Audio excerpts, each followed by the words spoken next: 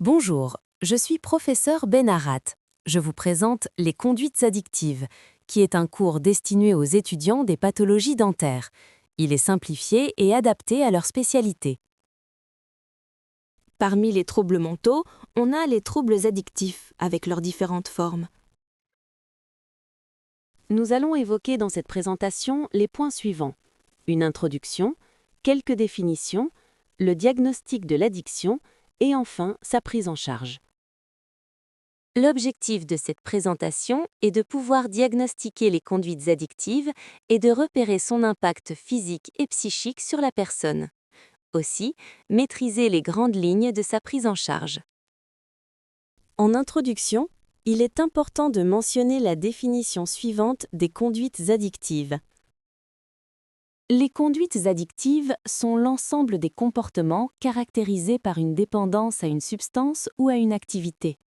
L'addiction est donc une conduite qui repose sur une envie répétée et irrépressible d'un comportement ou d'un produit en dépit de la motivation et des efforts du sujet pour s'y soustraire. À travers les conduites addictives, le sujet recherche de façon répétée le plaisir ou recherche le soulagement à travers une substance ou un comportement. Ce type de conduite présente un retentissement socio-professionnel par la perte de contrôle. Il existe deux types d'addictions: les addictions avec substance, alcool, tabac, drogue; les addictions sans substance ou dites les addictions comportementales, comme le jeu pathologique, le travail excessif, l'usage d'écran et les achats compulsifs. Les addictions peuvent être primaires et débutent à l'adolescence, le plus souvent, ou être secondaires, iatrogènes, pathologies psychiatriques. Ce qui renforce la facilité et l'accès aux addictions sont souvent les représentations sociales positives de ce type de conduite. En effet, la consommation, avant qu'elle soit pathologique, est vue comme un symbole d'intégration à un groupe social, un symbole de plaisir, de fête et de joie, un symbole de sociabilité. Pour mieux comprendre les conduites addictives, il est important de retenir les définitions suivantes. La dépendance est le besoin impérieux et persistant de consommer une substance ou de répéter un comportement malgré ses conséquences négatives. On peut noter une dépendance physique, qui est exigence de l'organisme à consommer une drogue afin d'éviter un syndrome de sevrage. La dépendance psychique, état mental fait d'impulsion à prendre une drogue afin d'obtenir un plaisir ou d'annuler une tension. La pharmacodépendance est définie par l'OMS comme étant un état de dépendance psychique et parfois physique. L'accoutumance est le processus par lequel un individu s'habitue progressivement aux effets d'une substance ou d'un comportement addictif, de sorte que ses réactions psychologiques ou subjectives deviennent moins intenses avec le temps. L'accoutumance est l'adaptation psychologique et comportementale qui rend la consommation habituelle. La tolérance est un phénomène neurobiologique. Il s'agit de désensibilisation des récepteurs, des modifications des voies dopaminergiques, des changements pharmacocinétiques. C'est un phénomène clinique qui entraîne un état d'adaptation de l'organisme qui supporte des doses de plus en plus importantes d'un produit toxique ou non. La tolérance est donc l'adaptation biologique qui réduit l'effet d'une dose. Le sevrage est l'ensemble des symptômes physiques, psychiques et comportementaux qui apparaissent lors de la réduction ou de l'arrêt brutal de la consommation d'une substance psychoactive après un usage prolongé et important. Ils disparaissent soit en quelques jours, soit lors de la reprise de la même drogue. Dans le sevrage, on note les signes physiques ou états de manque physique, faits de tremblements, sueur, troubles digestifs, douleurs, agitation. Aussi, les signes psychiques, faits de l'anxiété, irritabilité, tristesse, craving. Le sevrage est une souffrance variable selon la substance, l'intensité de la consommation et les caractéristiques individuelles. Sur le plan épidémiologique, on enregistre de façon mondiale que l'âge de début est souvent précoce, estimé entre 17 à 25 ans.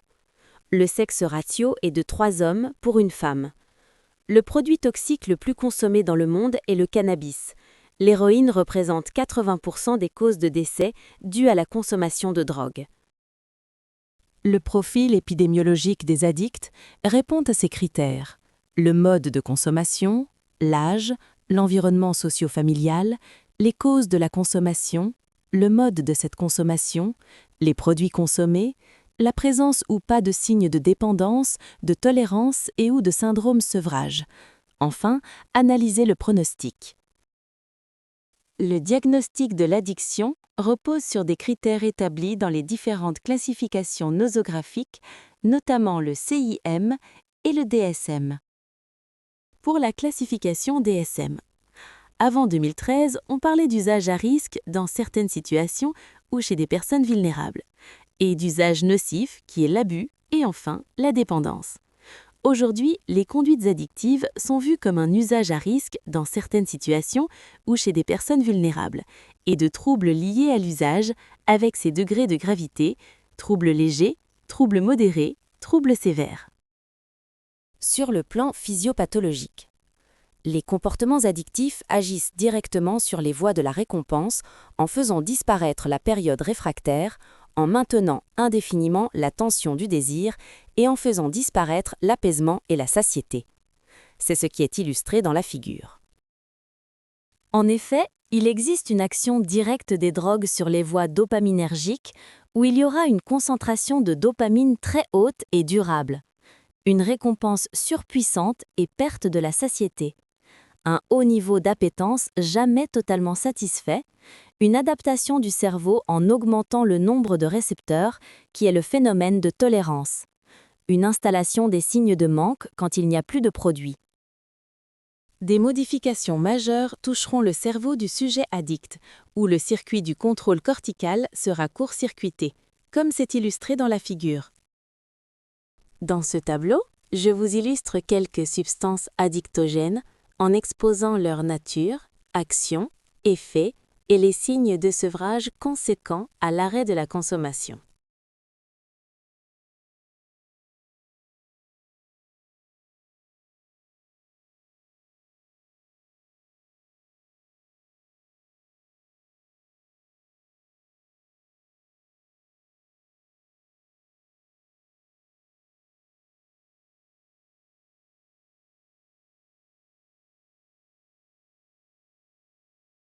Les facteurs de risque et de gravité répondent à la présence d'un cercle vicieux qui s'installe entre l'individu, le produit et l'environnement, où Oliver Stein mentionne que l'addiction est lorsque un produit rencontre une personne dans un contexte socio-environnemental. Les facteurs de risque peuvent être liés à l'individu, le produit et l'environnement. En effet, chez l'individu, nous pouvons trouver les facteurs suivants. Génétique, la présence de traits de personnalité, la présence d'une maladie psychiatrique, la sensibilité aux effets plaisir, la sensibilité aux effets apaisants. En ce qui concerne les facteurs liés au produit, le type de produit, la précocité de la consommation, les modalités de consommation, les conduites d'excès, le cumul des consommations, la répétition des consommations à risque. Les facteurs liés à l'environnement sont les facteurs familiaux, fonctionnement, habitudes de consommation, les facteurs sociaux par exposition sociale, consommation nationale, par âge, par sexe, par groupe social, banalisation ou valorisation d'un produit, limitation des copains et pairs et la marginalité. La prise en charge de l'addiction comprend ce qui suit. En premier, il est important de réaliser un entretien motivationnel pour gérer principalement le phénomène d'ambivalence établi entre l'envie de consommer et le souhait d'y arrêter. Suite à ça, un contrat de soins sera établi avec le patient, où ensuite sera décidé soit suivi en ambulatoire ou l'hospitalisation. Dans les deux cas, un traitement pharmacologique et une psychothérapie seront instaurés. Il est à noter qu'un examen somatique complet, un examen biologique et un examen psychiatrique doivent être faits, à la recherche de complications secondaires aux prises de toxiques.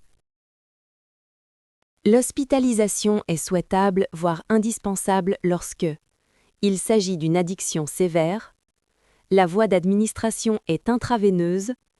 Il n'y a aucun soutien de l'environnement. Plusieurs traitements ambulatoires ont été mis en échec par des rechutes.